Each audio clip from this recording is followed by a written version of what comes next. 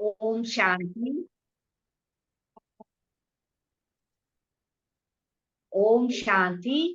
As today is a special day for Sri Lankan kumaris, I have the great fortune to welcome our divine Didi Gayatri Narayani Ben on behalf of Sri Lankan kumaris. And now I kindly call upon Sister Ranjana to give away the bouquet to show the token of love from Sri Lankan kumaris.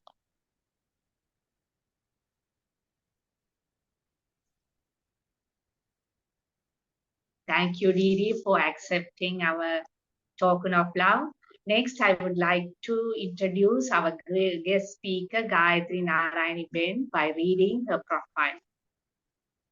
Didi Gayatri Narayani Ben, a student, a senior teacher of Brahma Kumaris World Spiritual University, has practiced Raj Yoga meditation for over 45 years and 45කට වැඩි as a spiritual phenomenon.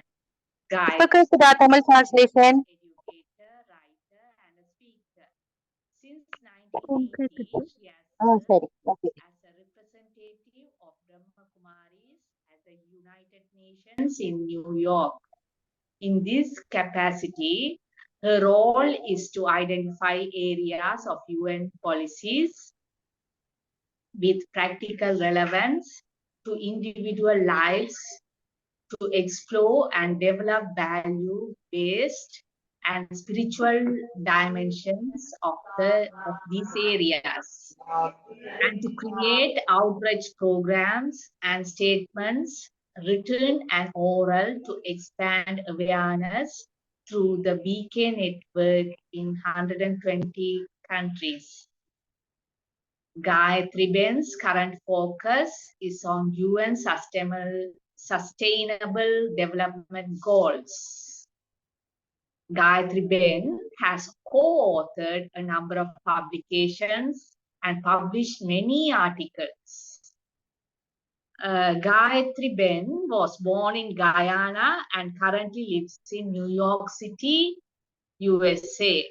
Her Lokik mother and father were called uncle and aunt by Bab Dada and by entire Brahmin family.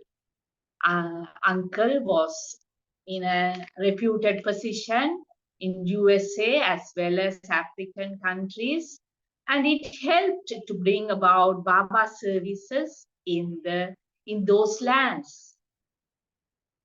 The Lokik family members are still serving as instruments in Baba service abroad. Her family was in a reputed position in Baba services abroad when there was not much of services held abroad. Gayatri Ben had been and still being a role model for many Kumaris all around the world. And now I kindly call upon Didi Gayatri Ben to deliver her speech. Thank you. Thank you, Yamini Ben, Om Shanti, and thank you all for sharing your experiences with me. And I hope you can get the translation clearly. And I will speak slowly so that everyone is comfortable with the pace that I'm speaking at. And I hope I don't go too slowly. So please indicate to me if I'm going too fast or if I'm going too slow. I just wanted to also ask you if you can hear me well. Can. Okay. And we'll keep our fingers crossed that the internet stays stable, because not only in Sri Lanka the internet gets unstable, but here in New York up at Peace Village, because we're up on a mountain, it can also get unstable. So thank you for those beautiful Sri Lankan flowers. You know, it's just about moving from spring to summer here in America. And so we are beginning to see all the beautiful flowers too.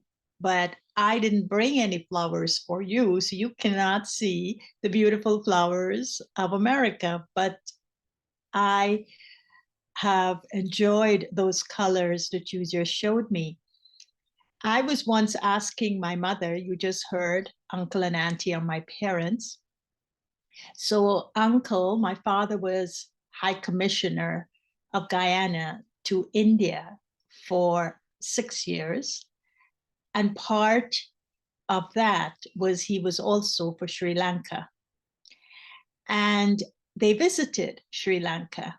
And so I was asking my mother, what is Sri Lanka like?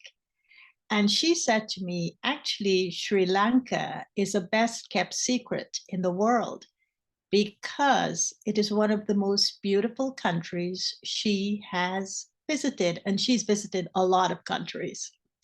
And I said, what makes Sri Lanka so beautiful? And she said, the beaches.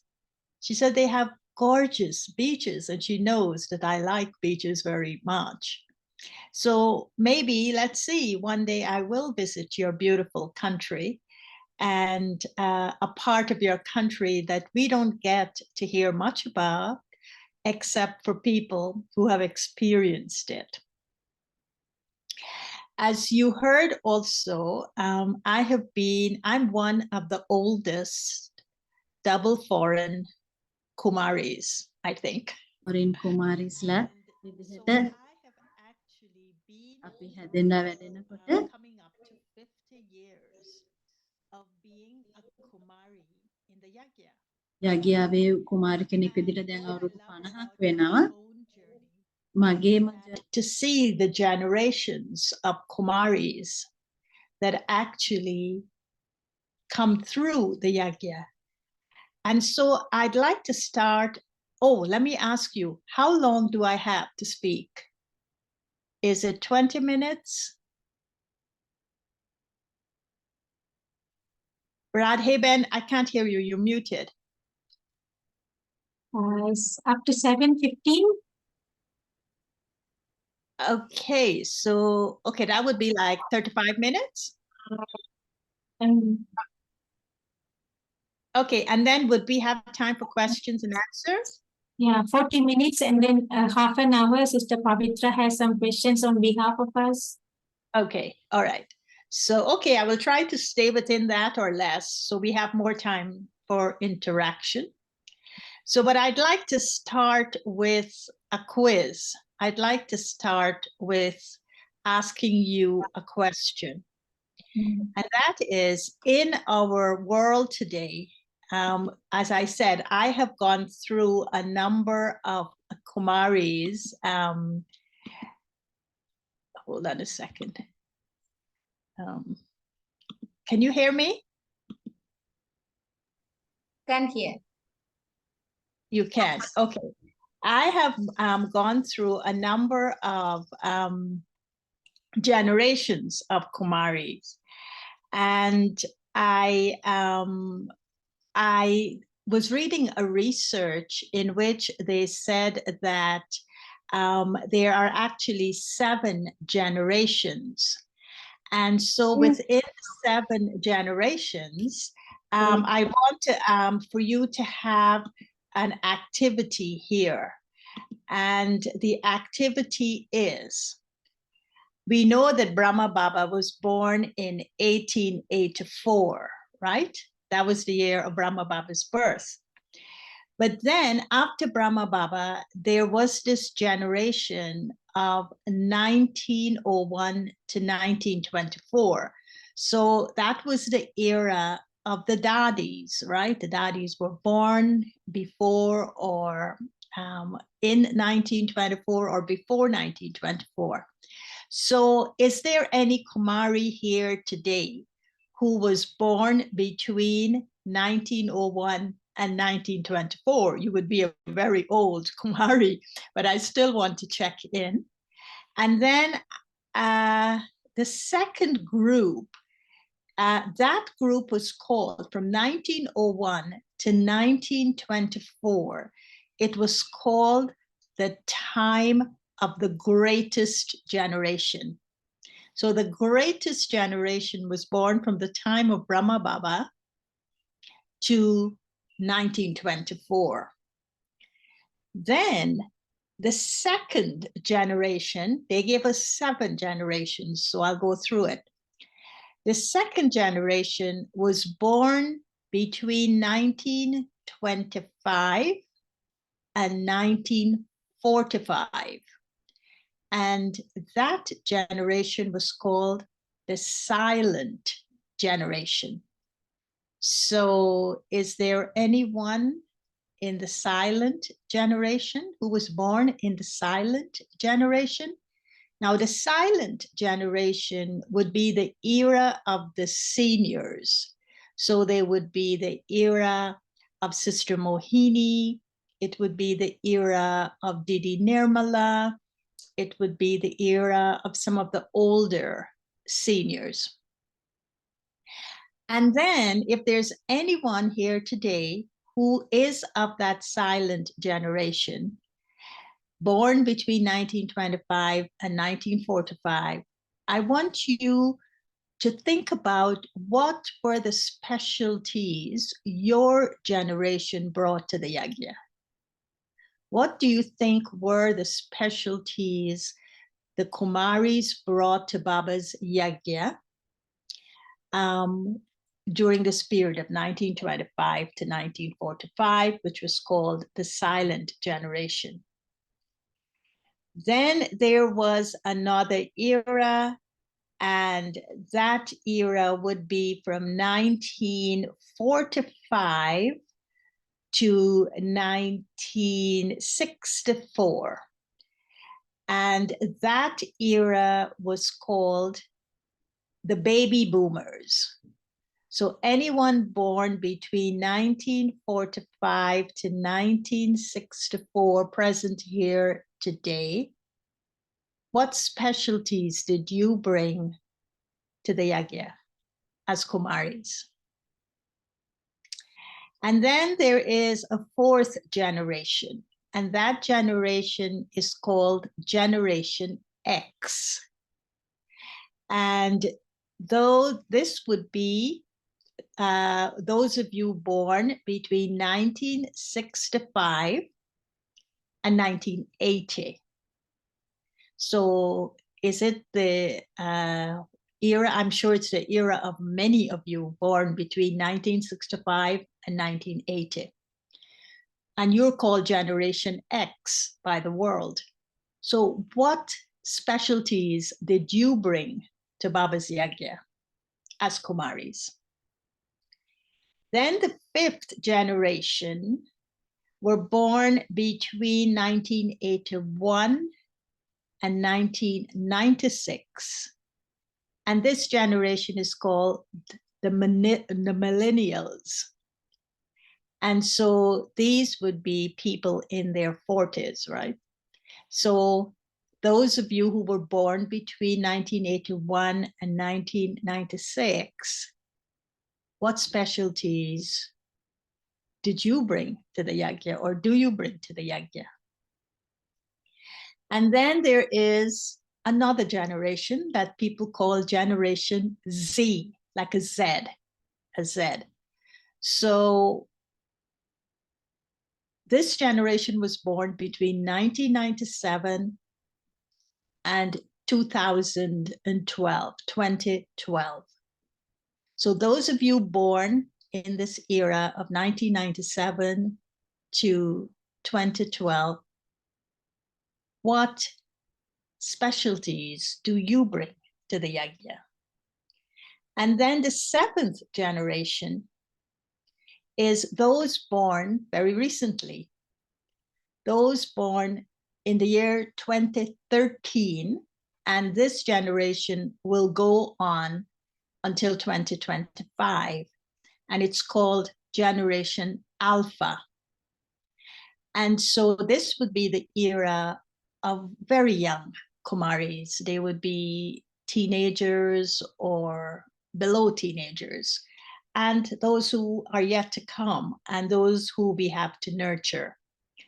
So I want to ask you now,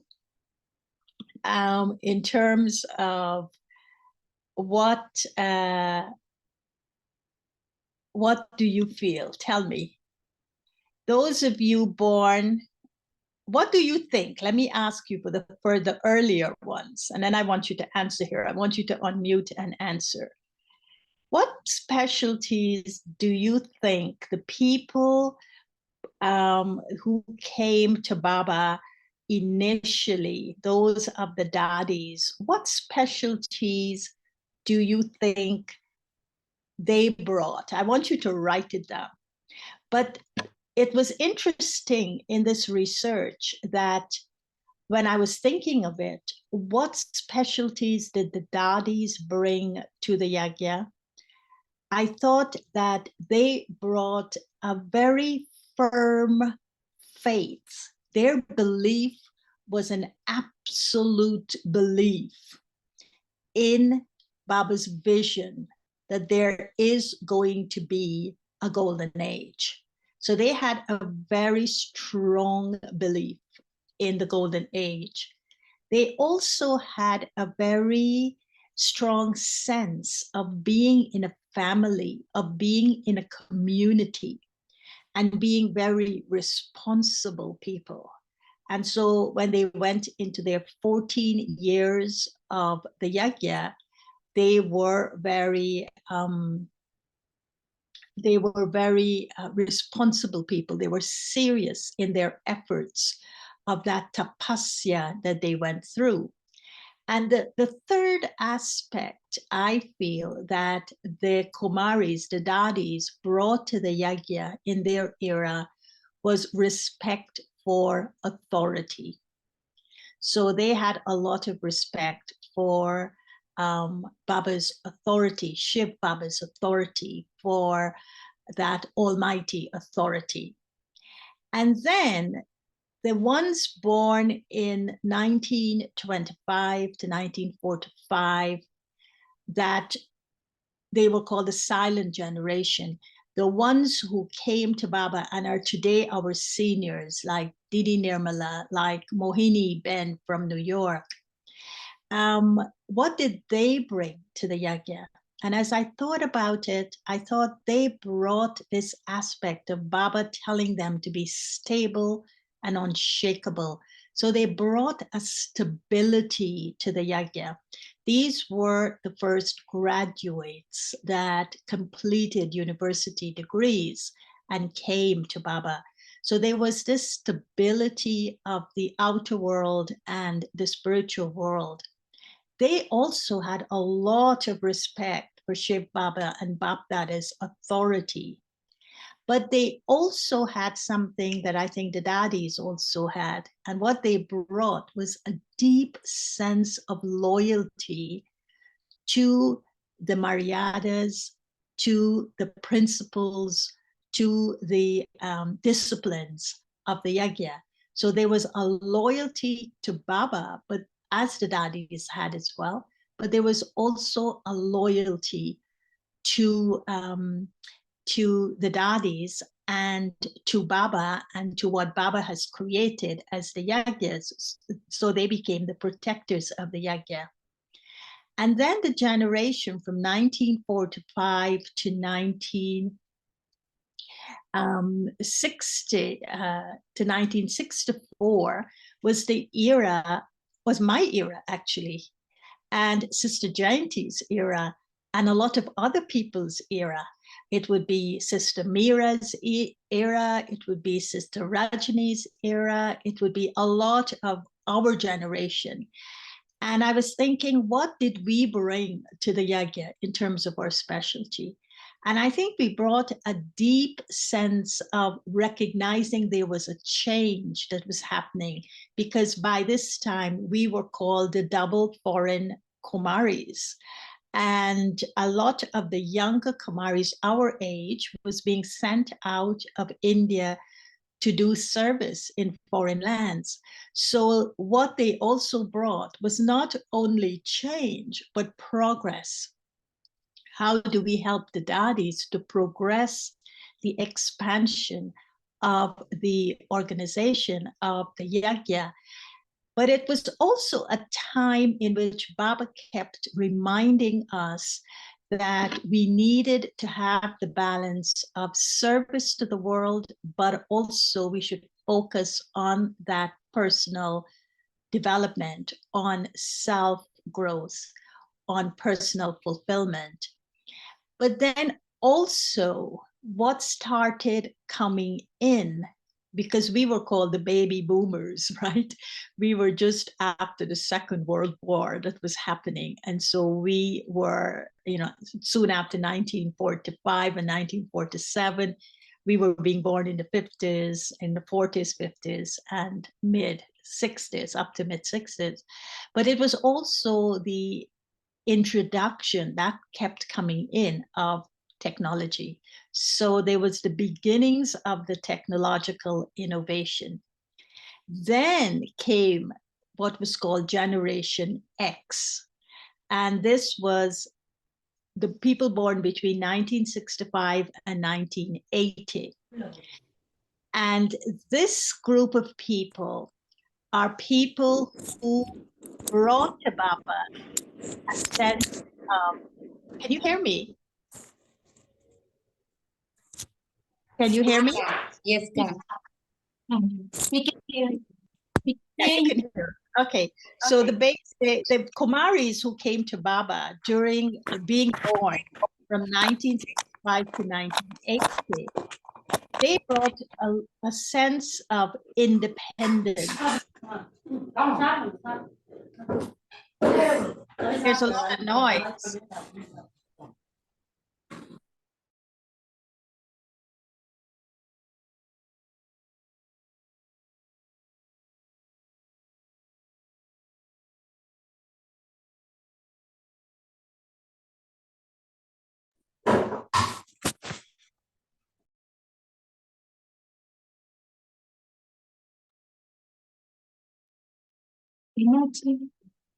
He's muted.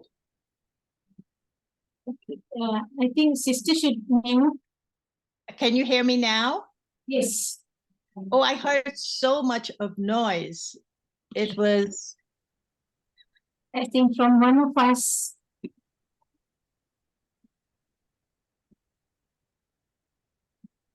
Is it okay now? Okay. It's fine now, sister. it's fine.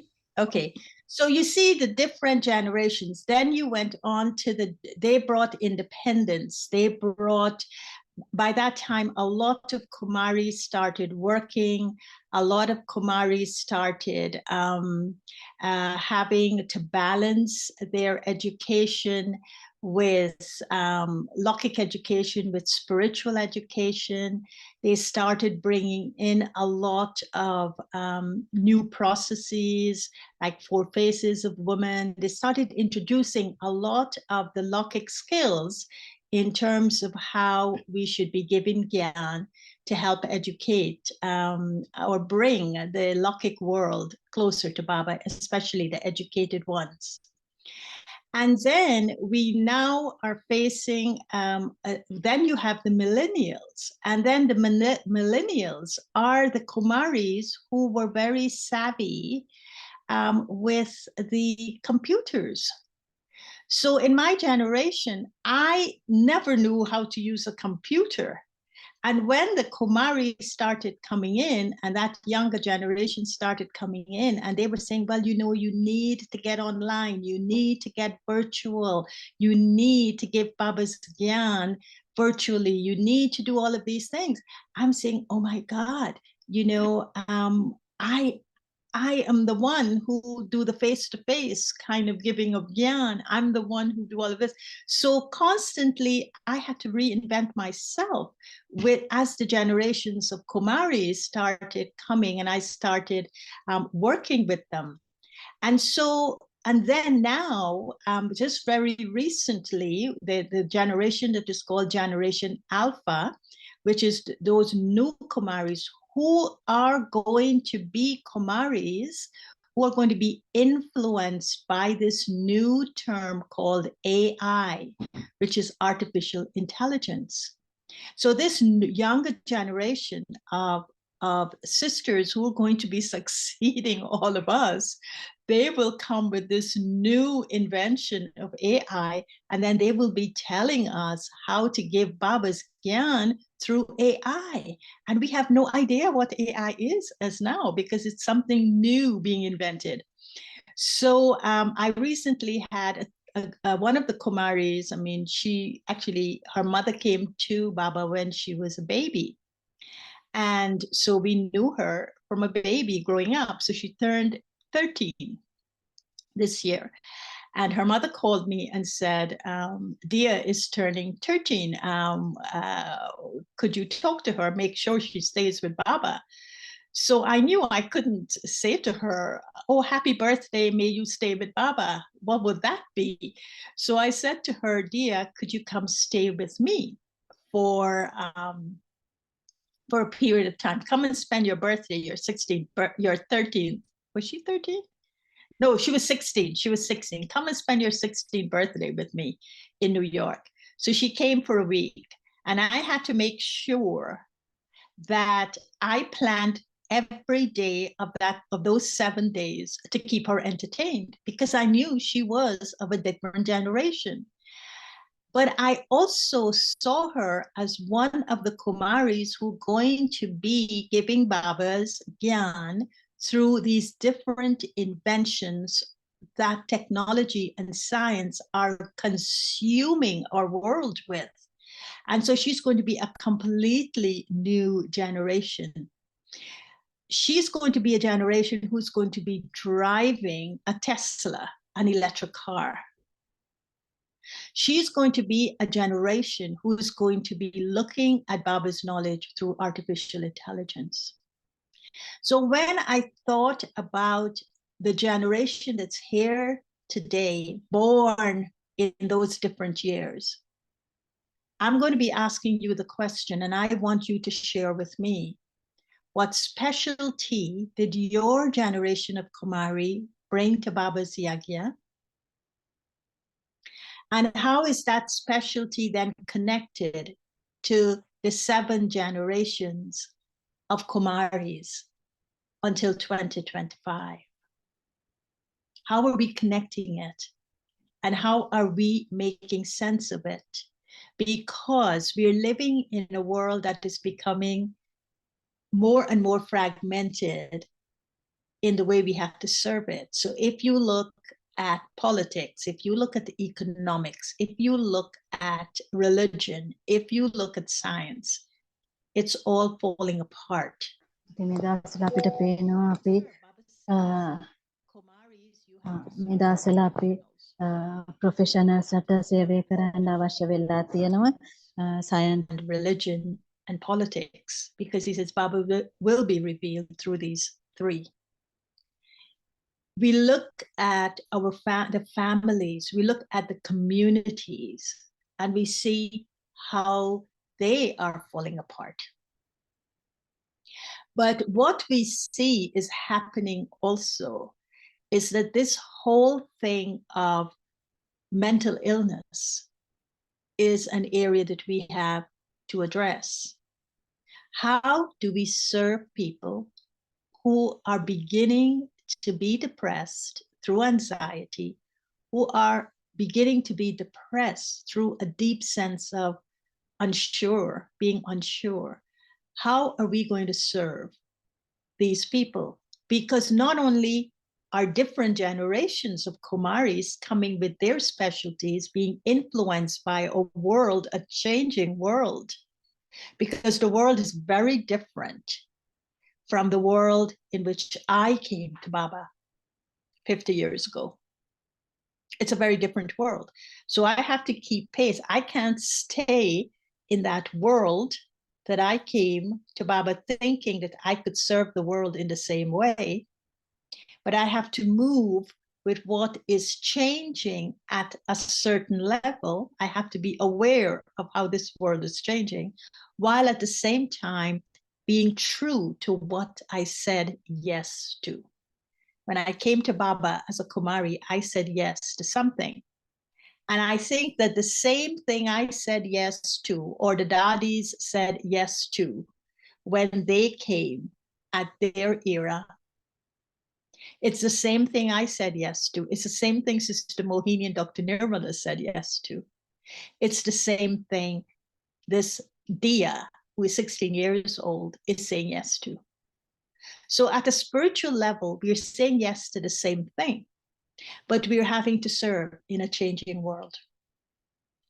And so one of the challenges as we move forward is, Kumaris, what have you said yes to when you became a BK?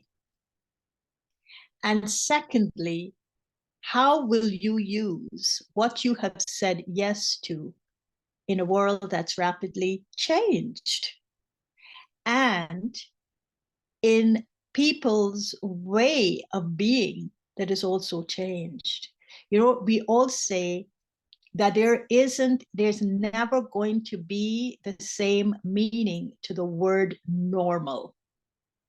You know, post-COVID and pre-COVID. So pre-COVID, they said we were living a normal life. Then COVID happened. And then we all went into shutdown, right? All the BK centers shut down. And all of us, I think, also went into our little caves inside to recalibrate, as they said, to refocus on, I refocused on what have I said yes to when I became a BK? And many of you may have done the same thing. Now it's post-COVID. COVID hasn't gone anywhere, but we're seeing it differently. And they're saying after COVID, it's a new normal. But I don't think the world will ever be normal again in the way we know it. And so we are moving on. We are moving forward. And so for me, when I was thinking about looking at the 7 generations from the time of the Daddy's birth to 2025, I'm thinking that how do we move forward? It's a very beautiful topic you've put to me. So it made me very reflective because I couldn't இந்த தலைப்பையொட்டி நான் நிறையவே யோசிக்க வேண்டி இருந்தது. trajectory at this journey of Kumaris from the daddies to the teenagers. And by the way, you know what they're calling the teenagers of today? Teenagers, Screen-agers. screen agers என்று சொல்லப்படுகிறார்கள். ஏனென்றால் அவர்கள் இப்பொழுது ஸ்கிரீன் மானிட்டருக்கு முன்னால இருக்கிறார்கள் அதிகமாக என்பதனால் இப்பொழுது டீனேஜர்ஸ் எல்லாரும் ஸ்கிரீனேஜர்ஸ் என்று சொல்லப்படுகிறார். அவர்கள் டீனேஜர்ஸ் இல்ல ஸ்கிரீனேஜர்ஸ்.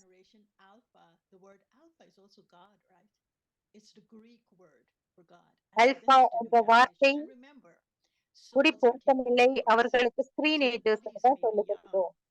அவர்களுடைய உடல்கள் into younger bodies. So when I was thinking of moving forward, I actually thought of 3 steps. And I think we all said yes to these 3 steps that we should be looking at. The first step, I used the term... Sisters, now okay. Now okay, fine, sister. It was frozen. Oh, was it frozen? Oh.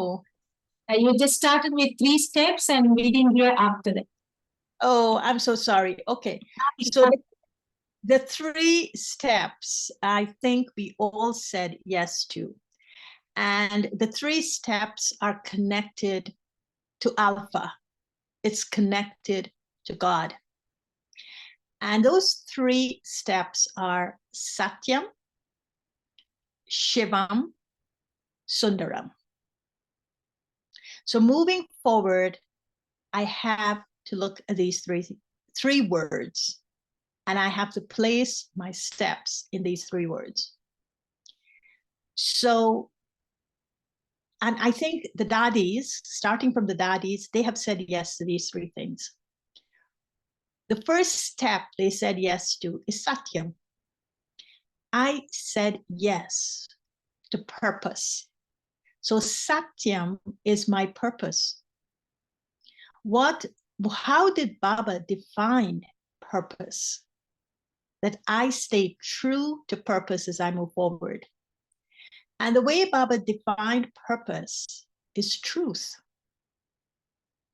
I must always stand on the foundation of Satyam, on the foundation of truth. And the sisters, as they were talking today, one of them said she was at university, and from university, she came to Baba. And she never had obstacles in her life. And the reason she didn't have obstacles in her life, and I was so happy I got the English translation of what she said, it's because the Murli became her foundation. And so in Baba's Murli, there is truth. So as we move forward, and he was talking to the kumaris in a beautiful way when he says, look, when you became my child, and I adopted you through the mouth of Brahma, I gave you knowledge. I reveal through Brahma Baba's mouth, Gyan, knowledge. And in that knowledge, there is truth. But what I said to you is to follow the Father. But what has happened over this journey of 7 generations, we stopped following the Father and we started following the sisters. And today, the Brahma Kumaris, especially the sisters, are running into what is called a personality cult, in which the sisters are being promoted as people that have got the truth and the Father is hidden. So you're seeing more of sisters out there on, this is the thing of the internet, right? And so we have to make sure that we stay with the Murlis, because we're not going to get the power from someone's experience of the truth, but we are going to get the power from the origins of the truth. And the origins of the truth lie in the Sakar Murlis. So Kumaris, moving forward, stay with the truth. Stay with the truth the way the Father spoke the truth. Connect to the truth as a way of being in the company of the true Father. The Bible says, stay in the company of the truth and be colored by that company of the truth, which is our satsang. So pay attention to Baba's Murli, not just the Avyak Murli, because Avyak Murli is the revised course. It's for our inculcation. It's for us becoming the embodiment. But if I don't have the method, and if I don't have a clear description of the practice, the Sakar Murlis will not fit in the mold of truth. Those Avyak Murlis will not fit in the mold of truth. And the mold of truth is the Sakar Murlis. So if I really, truly want to follow in the footstep of Satyam, I will pay attention to the Sakar Murlis. Now, the second step, I say, is Shivam. Now, Shivam is all Kumaris were given this beautiful title of Shiv Shakti, right? And this term Shiv Shakti is an honorable term. It's a noble term. You see my badge here, you can't see it. But the story of this badge is very interesting. You know, when we first came and we started giving knowledge and stuff, Didi Manmohini, there was only one Didi. Now there are numerous Didis, right? There's so many Didis. But there was one Didi, and she was called Didi Manmohini. And she was the one who gave out the badges. She was very strict, actually, but she was also very sweet. And she gave the badge to me, and I put it on my sweater. And then I was typing the first Murli book in Shashiben's office. And I left it on my sweater, and I walked out to go get some water because I was thirsty.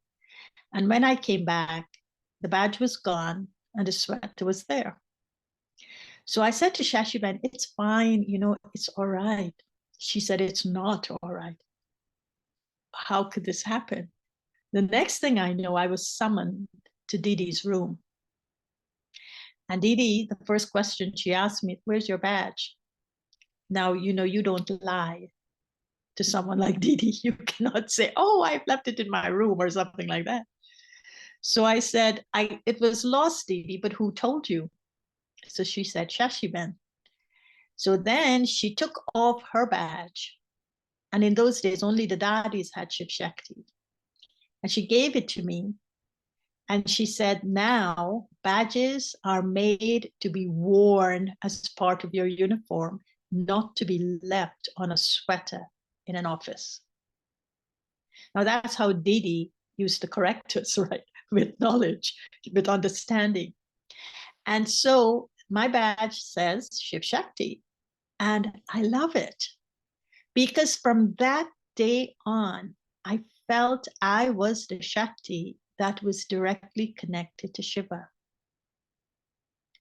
And it was this, when I heard terms like being an instrument, have this instrument consciousness, or being a trustee of everything in Baba's Yagya, being a trustee of my BMW. You know, you have cars called BMW. Well, we also have BMW, our body, our mind, and our wealth. I have to be trustees of all three. But I couldn't understand what that meant until I experienced myself as a Shakti of Shiva. And being a soul who has access directly to God's power is the way to move forward with that awareness. So I'm going to move forward as a Shiv Shakti, but I'm forwarding my movements in this step of Shivam. I'm placing the steps of my soul as a Shakti connected to Shivam, connected to Shiv Baba directly. And so this step of the Shakti places within me, when Baba says, if you want to accumulate this power of Shakti, you have to do it with ekagrata, with concentration. You have to do it with ekta, that communion with one. You have to do it with ekant priya, in this space of sweet solitude. You have to do it with ek ras, one stage, the stage of being a soul. So this for me is the step that the Shaktis should not, the Kumaris should not forget, that if we are Kumaris who have said yes to this title of a Shiv Shakti, then we are becoming instruments and trustees of a power that is coming directly from Shiva that makes us Master's almighty authority. And so therefore, we cannot misuse that authority. And that's a big responsibility. That's the respect that the daddies had, that we have lost it over the generations. The respect for the authority that Shiv Baba has made us access, and then we turn around and we disrespect it by misusing it. And what he also said in this step of Shivam is that it is this that will protect the dignity of a Shakti. That if we pay attention moving forward to connecting to Shiv Baba and drawing that Shakti from him, then we will never be stripped of our dignity. Because what strips us of our dignity is our own weakness. Nobody strips us of our dignity. We strip ourselves of our dignity by indulging in our own weakness. So we deceive ourselves. So it will stop us from being deceived. So I think that as the world is falling apart around us, this satyam, this truth, this strength of Shakti is what will make us move forward. And then the third is, of course, Sundaram, which is beautiful. And I think kumaris love beauty. Kumaris love beauty like no one else in the world loves beauty. So this is why I think Shiv Baba gave himself the title of Sundaram, because he knows that kumaris are attracted to beauty. But the beauty of what? It's the beauty of purity. It's the beauty of cleanliness. It's the beauty of honesty. And it's the beauty of that purity in our feelings. You know, we talk a lot about purity in our thoughts, but Baba always says elevated thoughts with pure feelings. And you heard that I'm very interested in transformation. One of the things that I spend a lot of my time at the UN doing is thinking of this concept of transformation or change. But this transformation that I'm interested in, I realize, and we're going to be celebrating International Day of Yoga, and I'm in the process of sending you all the countries, a little email to tell you how I suggest you celebrate it. And one of the topics is yogic silence, a transformative field. So one of the ways to transform is not just to look at my thoughts when I'm in yoga with Baba. Are my thoughts changing? Because thoughts are very deceptive on their own. But I have to look at, are my feelings changing? Because if my feelings don't change, I may say, my thoughts may tell me, you need to do this. But then the volcanic eruption of my feelings would cancel out the thoughts if the feelings don't support the thoughts. So this pure bhavana, these pure feelings, is what beauty is all about. So a Kumari's beauty is, of course, our intellect, our divine intellect. But I think what makes the brilliance of the intellect attractive, that emanates the spiritual attraction, are the pure bhavana in the Kumari. Because when we serve, people are not drawn to what we say. People don't remember what we say, but people remember how we make them feel. And that's the memory that connects them to God, that opens up the beauty of the soul.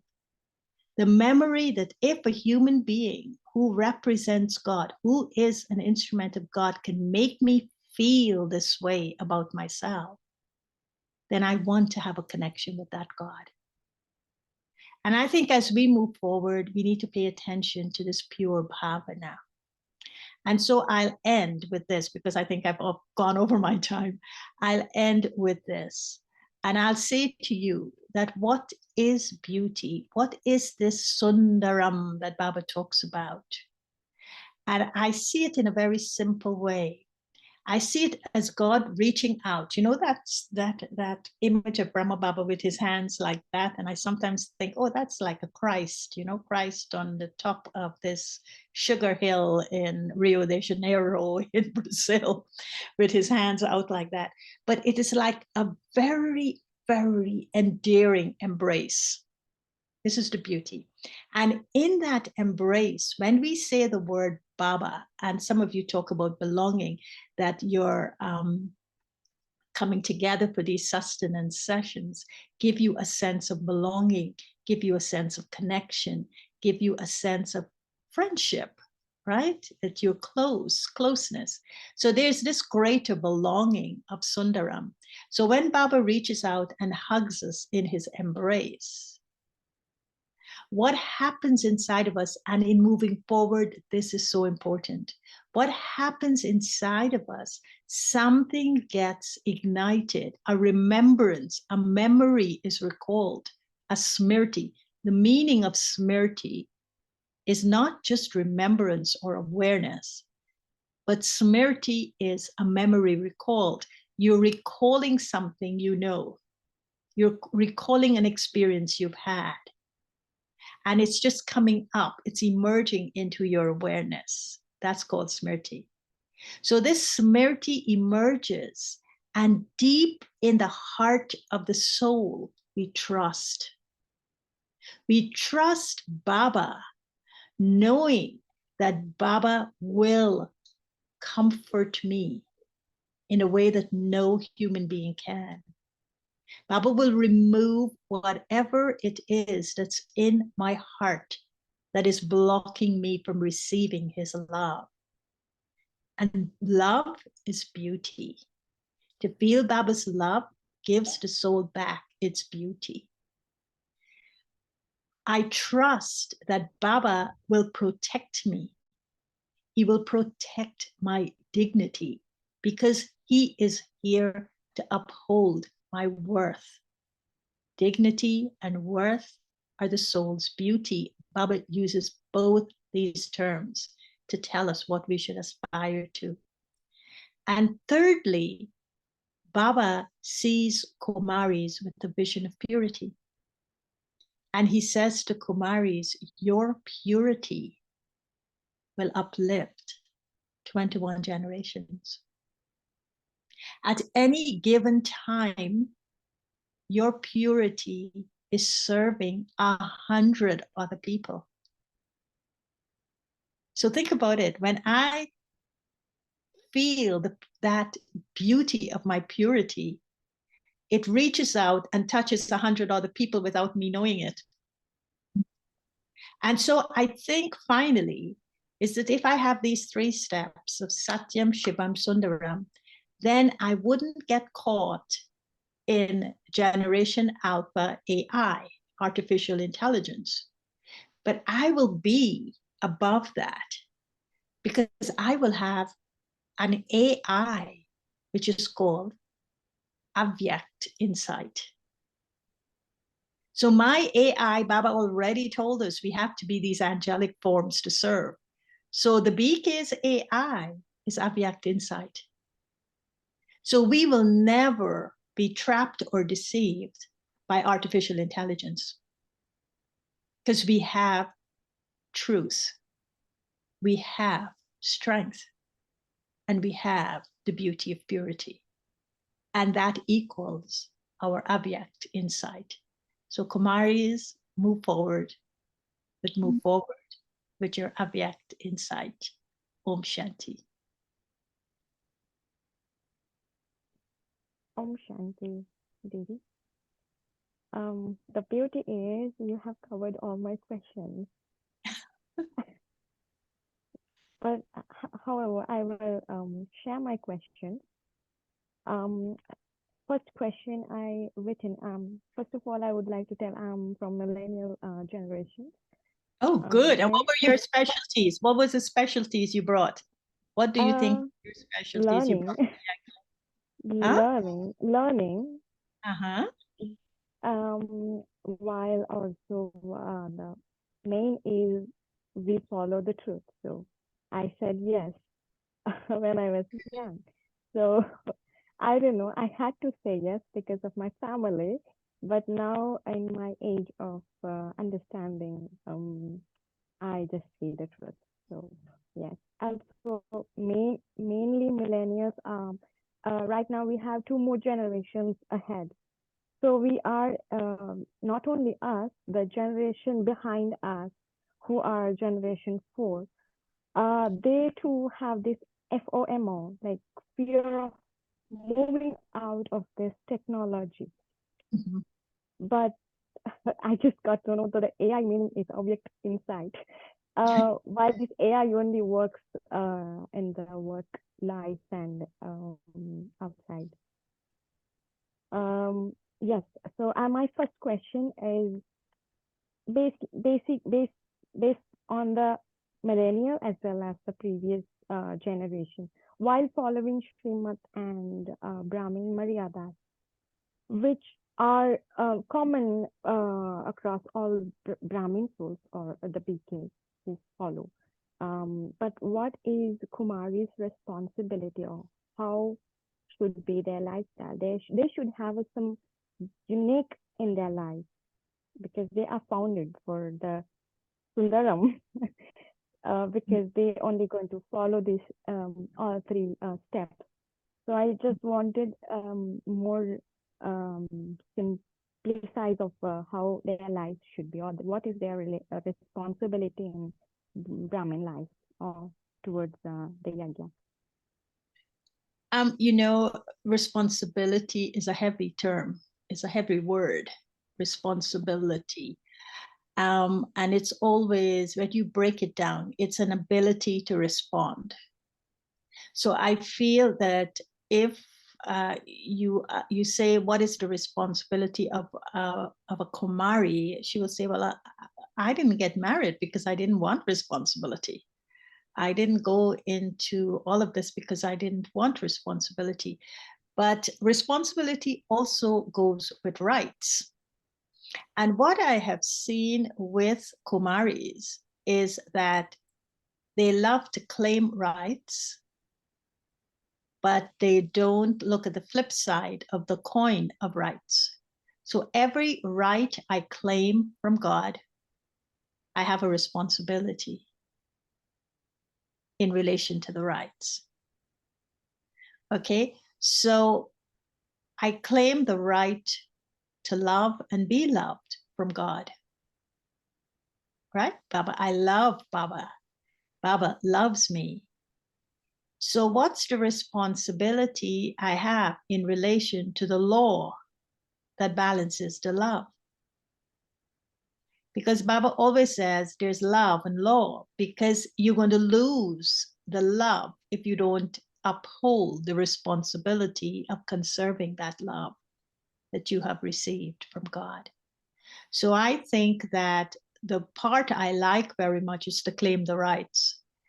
But now I have to be responsible, and I would replace the word responsible with mature.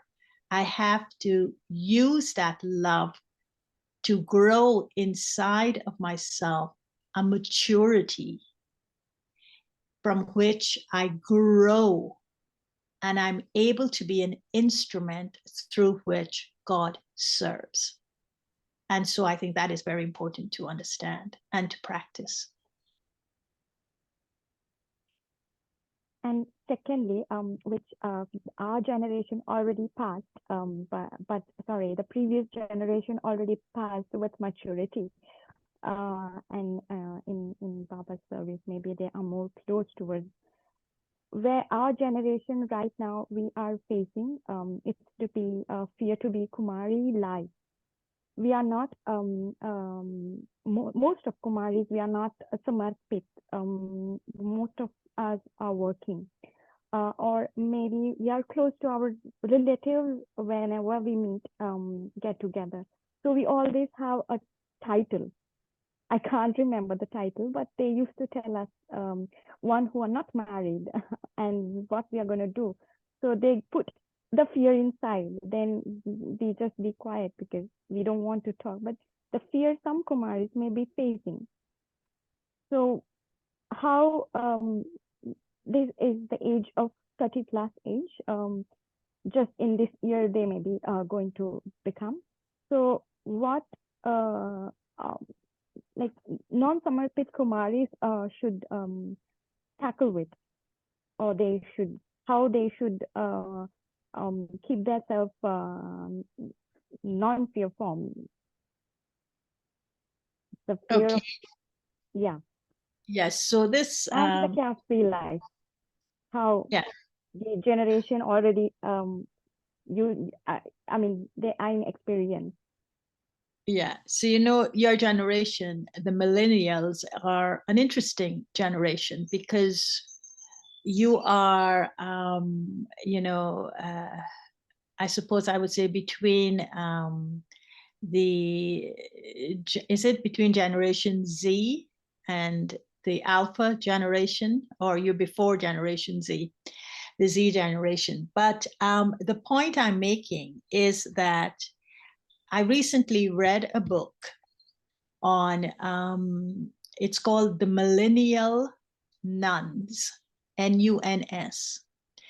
And these were Catholic sisters who are your age group and who made a decision to surrender to God in the Catholic system.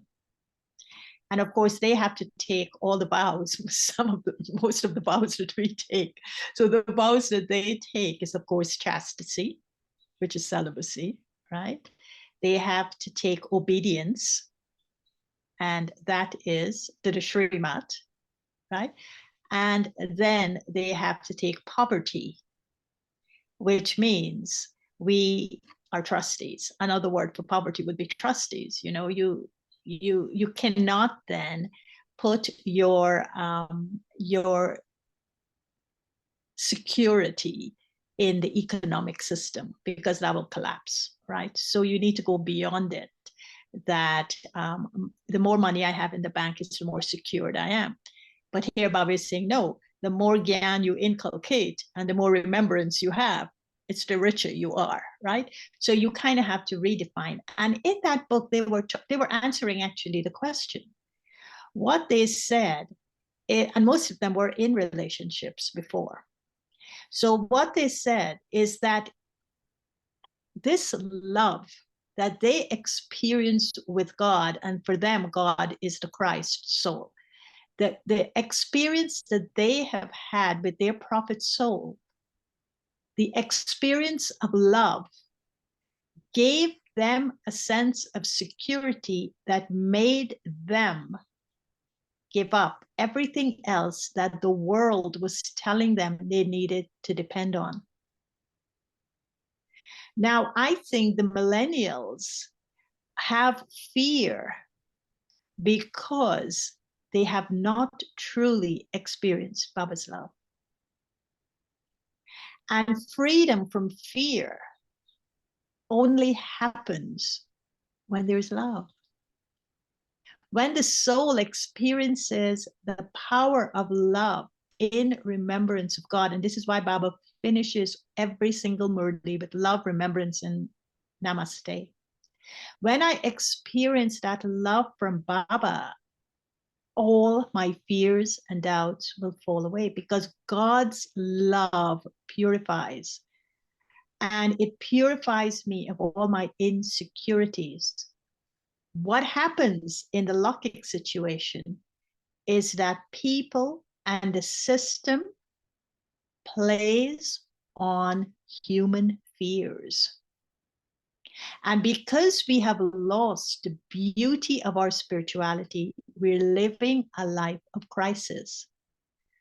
The millennials will realize sooner or later that security comes from a a spiritual domain. It doesn't come from the secular domain. And so even if a Kumari decides, I want to work, and there's a very beautiful Murli. I Googled some of what Baba said to Kumaris in preparation for this talk.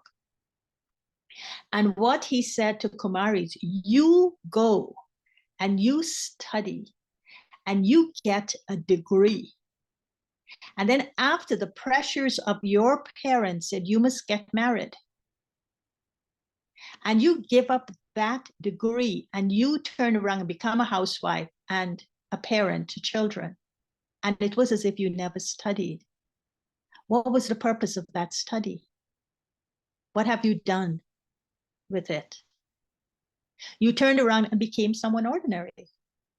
And that was because of the fear that perhaps this is where I get my security from. He says, how about taking that same degree? Okay, if you want to work, Baba wouldn't say no. And he was talking to double foreign Kumaris at that time, because a lot of the double foreigners had to work to sustain the centers. He says, but use your degree to serve others spiritually, not just secularly, not just physically, but to see this as a way to bring people closer to their truth, bring people closer to their authentic selves, bring people closer to a higher level of values, to a better vision of the world and themselves. And you would use that same degree to study. So don't have the fear of studying. And there won't be fear of studying if you know how you will use what you have studied to be of service to others and make them better and make your world better. But if you then go under the pressures of becoming subservient in your relationships, which marriage is, children are, you have a responsibility to that child. You become subservient to the system of marriage and to the system of pressures from family members. But it's your choice. So ultimately, millennials, you have a choice. Everybody's got a choice. But how you exercise that choice is your responsibility. It's not God's. God has given you the landscape, but he never takes away the power to choose from an individual. He says, I will teach you. I will tell you it as it is. I will tell you what to do. But ultimately, you choose. And if you make that choice out of fear, it will lead you into the pits of fear. If you make that choice out of love, you have courage. And this is where courage comes from. Courage comes from love. It's a part of the heart. But if you have the courage to choose well, it will be a very different. It will be freedom from fear. So that's what I'll say to you. Experience Baba's love, and everything will become right for you. No fear. Thank you. Thirdly, that means the last question I have. That is, Mama's month is coming. Yeah. But any practice point or Didi, you said about Didi Manmohini. You have met her. I haven't. I have heard a lot of stories. But Which daddy have you met? Which daddy have you met? From Daddy, Daddy Prakashmani, and yeah, from there on, yes. You met Daddy Prakashmani. How old were you? When I was very young, I remember I was just looking up. I was very shocked. Yes, I was just scrolling, but I can remember. She came. I think yeah, she came. Yeah, and my favorite daddy is Daddy Janki, all time favorite. Yes. Yeah. Beautiful. So three daddies. That precious experience we have, three daddies. But Manmohini daddy we haven't. But how about Mama? Mama we have not even seen. We have only read through like Brahma Baba's stories. So anything we would like to hear about Mama? Well, Mama, was the brilliance of Mama. That's why she's called Saraswati. You know, her name is Saraswati, or of course Jagadamba. But Mama's intellect was an intellect that had the capacity, you know, the gift of the divine intellect she excelled in. Her intellect had the capacity to listen to what Baba said and to filter it out in an unadulterated way. So if you listen to Mama's class, and this is the first suggestion I would make to everyone, get 24 classes of Mama, and we get them, sometimes we get them in the Murlis, right? So go back to those Murlis, Google Mama's classes, and from the 1st of June, start reading one of her classes every day, Mama's Murli. What you will notice in her Murli, she never tells you how to do something. Mama is not a how-to person. But in her Murli, she describes, she goes into the depth of understanding Gyan, understanding the method, and then understanding how to practice that method. So that was her specialty of her classes. So that's one thing I would say you should do for 24 days. And you would then understand Mama, how she got the title of Saraswati, but also how she was able to fulfill the desires of everyone as Jagadamba, the one who fulfills everyone's desire, because she mastered, her intellect was the intellect of the wise. She mastered the inculcation of Gyan, and it was all from the Sakar Murlis. There was never an Avyak Murli for Mama, right? That was one thing I would say. The second thing that Mama excelled at was her loyalty to Baba. She had a very high level of fidelity. There was never any infidelity in Mama's life, in her relationship to Baba. And by that, I mean, she never had waste thoughts about her commitment to Baba. She never had second thoughts of why she became a BK. So the second thing was her loyalty. But the other thing that I found fascinating, and I don't know if you can get it, but I know it exists, is Ramesh Bhai's account of the period of time he spent with Mama when she was diagnosed with cancer, to the time he had to return with her from Mumbai to Madhuban when the doctor said there is nothing more they could do for her. And his experiences with Mama during that time. It's very fascinating to see how he was fluctuating and how stable and unshakable Mama was, knowing that she had to go through this. And so you said one of the things you brought to the Yagya as a millennial is learning. And if that's what your generation brings to the Yagya, learning, then there's a lot to learn from this trajectory of when someone is transitioning, what is the experiences of that soul? What are the experiences of that soul during that period of transition? And that's a great thing to learn from, especially if it's Mama's life. So you see, she has it in a very beautiful way. You learn from her when she was leaving the body transitionally. You learn from her when she was in the prime of her health. You learn from her in terms of her surrender and the loyalty to Baba in that surrender. That is why she became the world mother. And that is why Daddy Janki always says, the world doesn't need leaders.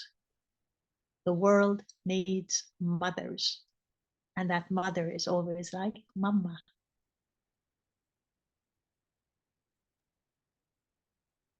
Thank you, Baba. Thank you so much.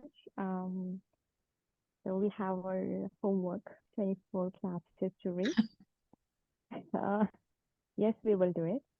So I will leave over to Sister Swastika to conclude. Yeah, for the vote of thanks. Thank you, Shanti.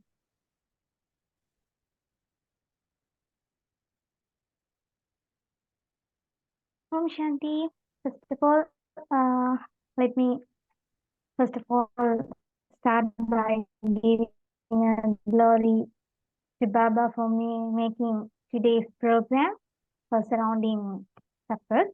First and foremost, I thank Baba's divine angel, Sister Gayatri Narayani Ben, who despite her busy schedule has found some time for this program. And there's so many things for me to develop as a Kumari, for develop my own self. There's the 3 steps you told, Sadyam, Sivam, Shundram. I didn't hear this kind of explanation for Sadyam, Sivam, Sundaram, I thought. And you said your own experience about batch. You forgot I'm sorry, you lost your batch. Sometimes I say some excuses for the batch when I didn't wear that badge. I say, sorry, I forgot that. I wear it my shawl and I leave it the shawl. But now I feel that I very bad nowadays because that badge remember me as a Shakti, the connection with Baba. So I feel now this time I feel very badly my manner, that kind of manner. And Sadyam, you said Sadyam, that's the truth. The Murali is the truth, special the attention for the Sakar Murali. So sometimes I read normal Murali when we do the Bhakti in our centers. Normally, our coordinator said, read some Avek Murali, read some Sakas Murali, like that. Sometimes I forgot to read that, but now I have a what can I say? I take a responsibility. I want to read a Sakar Murali every day, at least 1 point from that Murali. And Sundara, that means the loves of beauty of purity, honesty, and our pure bhavana. I want to increase them. And these 3 steps, Kumari, so I want to give more attention in these 3 steps. And thank you, Sister, and you told a special definition for BMW and AI. BMW and AI, be a body, mind, and wealth. Sometimes Baba said we offered our body, mind, and wealth as a correct way to Baba. And AI, Avect inside, but I didn't get the proper knowledge about that you said Avect inside. I didn't get that in proper way. And finally, we have the truth, and we have the beauty of honest, and the companionship with Baba is keep us forwarding to Baba and our aim. So thank you so much, Sister, for the special program. And I especially thank my heartful thanks to our sisters who worked behind this program as a program in technical team, organizing team, and translation team. Especially, I again thanks to all of us, behalf of our Kumaris. Once again, I thanks a big thanks for arrange this program to us. Thank you. Well, you have to invite me again so I could talk on AI, right? Because I am still turning on it. It just came to me today as I was talking to you. AI means abstract insight. So I will think about it some more. I will turn on it some more. I will get the whole concept clear, and then I can share it with you. So maybe next year you can invite me again. Give me a year. We will definitely. We won't forget.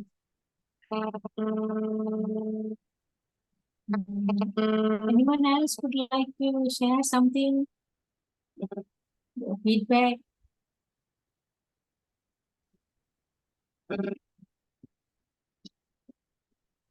Okay. So we have a couple of minutes of meditation. Let's remember Baba. These beautiful moments. I have no words. And I love the chant you played at the beginning. And I was wondering whether you could send me the link to your music, because it seems to be different from what I usually hear. And so it would be nice to end with another beautiful chant. Baba's song, of course. It's Baba's song.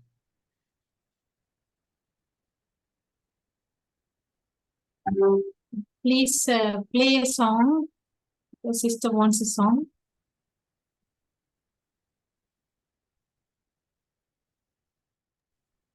The same song you want?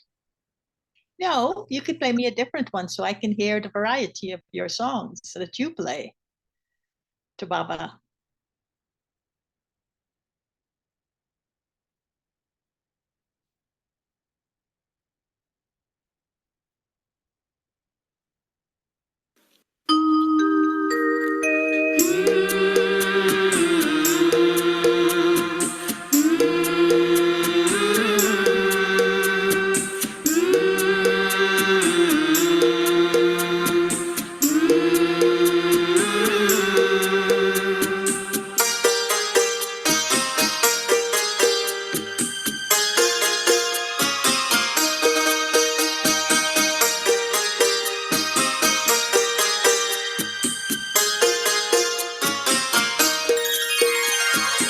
दिल का यही है कहना, बाबा पास तुम्हारे रहना।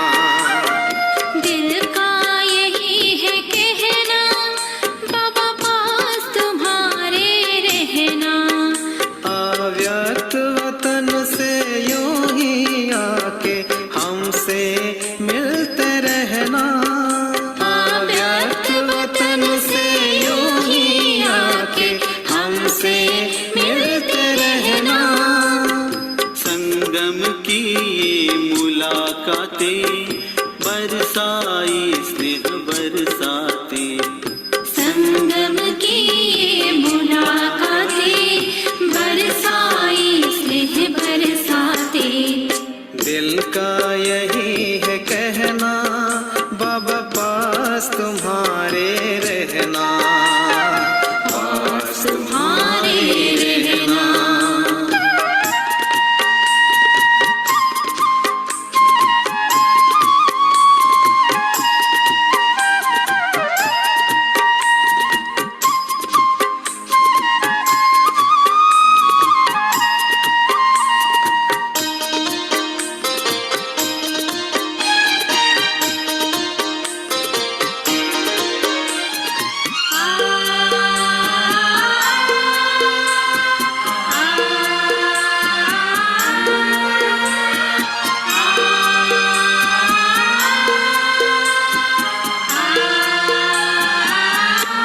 हमारे खातिर आप बाबा परम धाम से आए।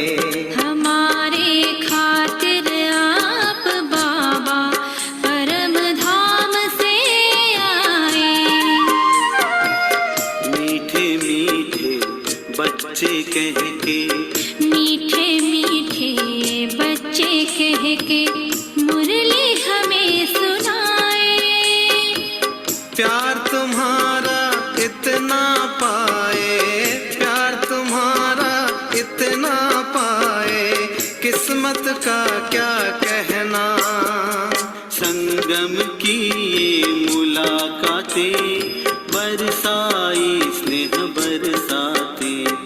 संगम की ये मुलाकातें बरसाई स्नेह बरसाते।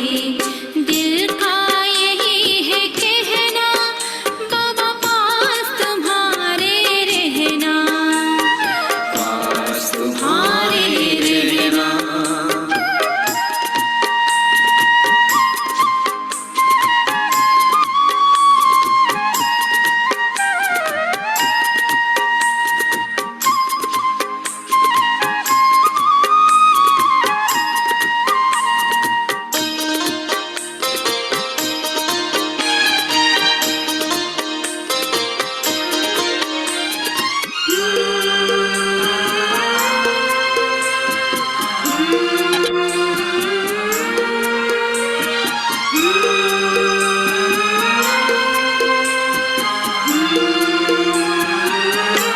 तुम्ही सा बन के तुम्ही सा सोचे, मन में बात यही है।